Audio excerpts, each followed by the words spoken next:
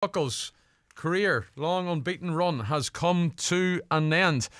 Her and Rachel Blackmore could only manage third in the Hatton's Grade Hurdle at Fairyhouse this afternoon. The Star Mare came into the race with 16 ones from 16 races, but it's now 16 ones out of 17.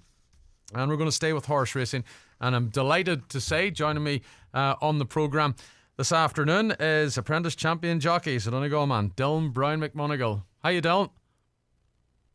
How are you getting on, Oisin? I'm not too bad. Good to see you, Dylan. You too. You too. How are you keeping? I'm keeping good. Listen, no racing for you this weekend. So how does an apprentice champion jockey relax on a Saturday and a Sunday, Dylan? Nah, it's just work as normal. We be riding out in the morning times, and we just be chillaxing then for the evening. But I was suspended for 2 days this Friday night and this upcoming Wednesday night in Dundalk. So I'll be back next Friday racing again, and in full flight. Oh, very good. Well, listen, we're going to recap on the year. The target, obviously, when you started the year was to be apprentice champion jockey again. You done that at times. It seemed to be with your ease, Dylan. You were quite comfortable in the apprentice ranks this year. Were you happy with how the season went? Because you really had that title wrapped up. You had it in the bag from well out, so you had. Yeah, it was fairly plain sailing. In fairness, everything went very very smooth from the start of the season. We got off to a really good start, and the ball just kept on rolling the whole way throughout. I got loads of good support, and I got put up on plenty of good horses, and I had some big winners along the line as well, which was a bonus. Yeah. But to get the 2 championships was massive. Yeah, it was huge, surely, and I suppose of the ones that you had this year, you picked up your first Group 1 one in Ireland, Dylan, at the Curragh on Al Rifa. That was a big day for you and a big day for your career.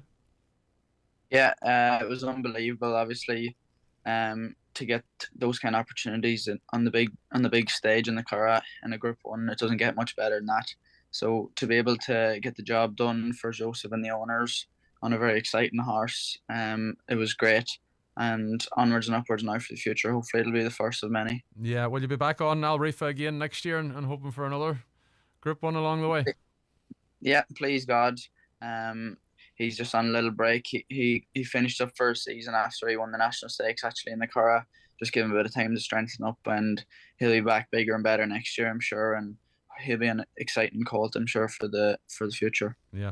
What was the other standout performances and results that you sit in your mind, Dylan, that you really enjoyed this year? I obviously had a Group 2 winner in France on Brustig, a sprinting filly who climbed up to the ranks very quickly as a 3-year-old. She had a couple of big days. I had 2 Group 3 winners on Tranquil Lady. I had a Group 3 winner on Gear Up around Leopardstown as well. I won the Apprentice Derby obviously for the second time as well. So there are just a couple of highlights. So a very good season all around. And to beat last year's tally as well on the last day was brilliant. Yeah, just topped it off. You have a great relationship with Joseph O'Brien, so you have? Yeah, we're going very good at the minute. He's looking after us very well, giving me loads of support, and he's not scared to put me up in the big day as well, which is very, very good. And I'm just very grateful for the opportunities. It's not an easy sport. There's plenty of very good riders in the yard with me as well, Shane and Declan and Mikey and all the boys there as well. So there's plenty of us there with loads of horses, plenty of top class animals. So I'm just very grateful to be getting the opportunities and getting the results. Yeah. Obviously, you'll be out of the apprentice races next year, but what does Joseph hope for you for next year? Dylan, how would he like to see your career progress from where it is now heading into 2023? I'm not sure. We wouldn't really talk much about that. We just take it as it comes. But obviously it's going to be my first year without being an apprentice, so I won't be able to ride in apprentice races, etc. for this season coming. I lost my claim at the start of the year, so I've already rode a season without my claim, so it's going to be the same as that for next year.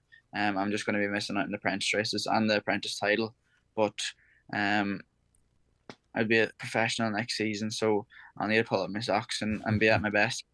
I'm sure you will. Listen, Martin Harley at the moment's going well in Australia. I think he's eight or 9 wins down under, and he's decided to commit there. And obviously jockeys at this time of year decide to go to other countries to race, Dylan, and I hear you're going to be heading to Dubai shortly. Yeah, Martin's getting on very good. It's good to see his change working out for him anyway, and he's getting on good. But yeah, during the winter, obviously, when the Irish flat season finishes up and the English, a lot of riders go out foreign to America, Australia, Dubai, etc. For different races, and because the season obviously is only getting going out foreign in Dubai, etc. So I'm going out there in January to Bupet Samar for the month of January. So it's something to look forward to as well, and it'll be a break away from everything as well. Yeah. What kind of horses are you going to be riding out there? And I suppose what's the contact out there for you, Dylan? Yeah, Bupet's obviously a very high class trainer out there. I'm just going out there to ride out and get some experience, just to see a different part of the world, and learn the ropes over there. And hopefully I might be lucky enough to get a few rides around Dubai as well.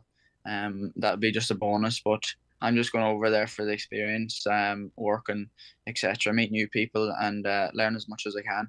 Yeah. Just overall in the sport, when you were obviously we were watching you with the pony races and running around the country, and we were all talking about Dylan Browne McMonagle and when you were going to make the step up.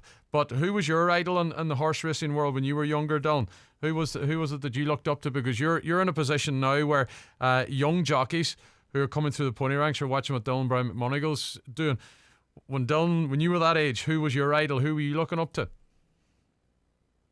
I always looked up to the riders that used to ride pony racing for Adrian, which was like Keith Donoghue, Ross Ryan, Shane Foley, all those kind of guys.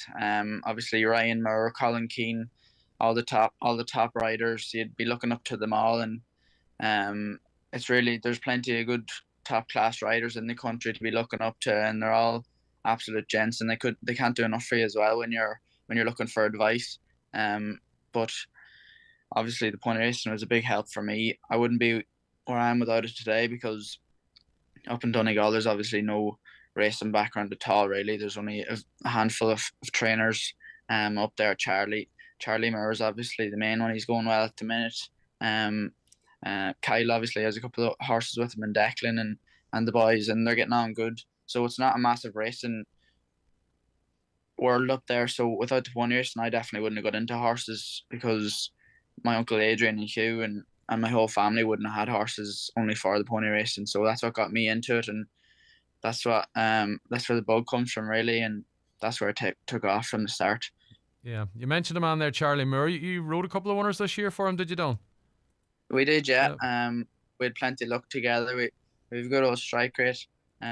But no, the horses were running well from all season, and he deserves the success he gets, because it's not easy being way up north in Donegal, just outside Letterkenny there, with a couple of horses, because taking on the big boys down here with hundreds of horses in the yard, it's not simple. So Charlie does a great job.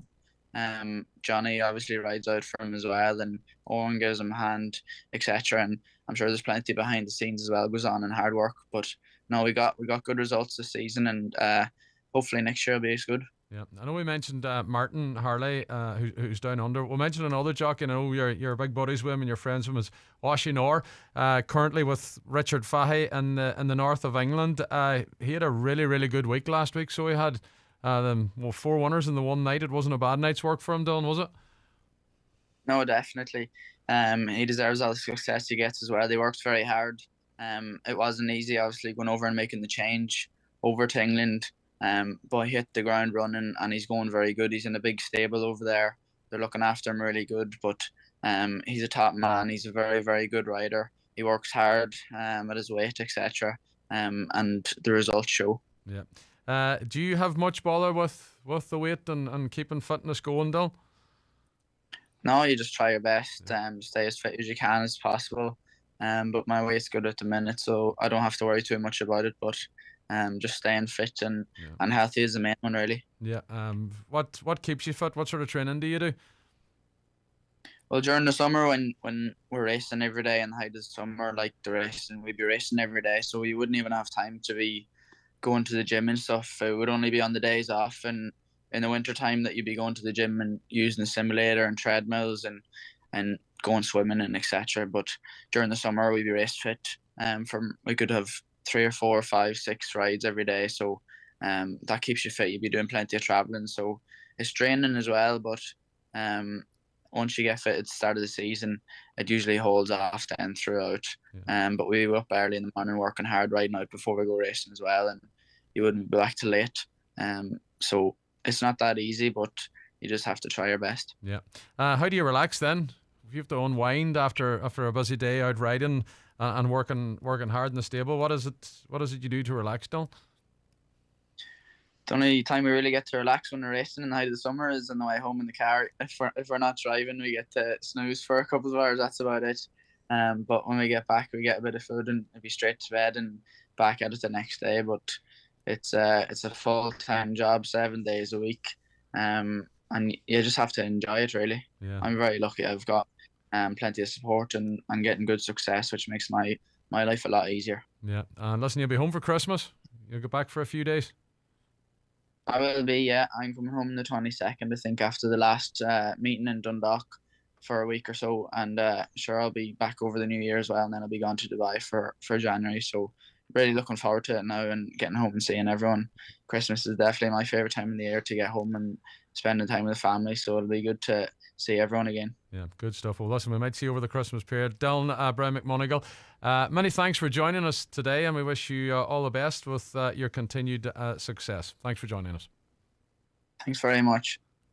So there you go, Dylan Browne McMonagle, apprentice, champion jockey, of course, for the second year in a row, and he's heading off to Dubai now in January, where he's going to experience, I suppose, horse racing in a different part of the world and a different culture. And again, we wish him all the success heading to Dubai at the turn of the year. So we have an ad break to take. Lots more sport to come. We'll have an athletics wrap with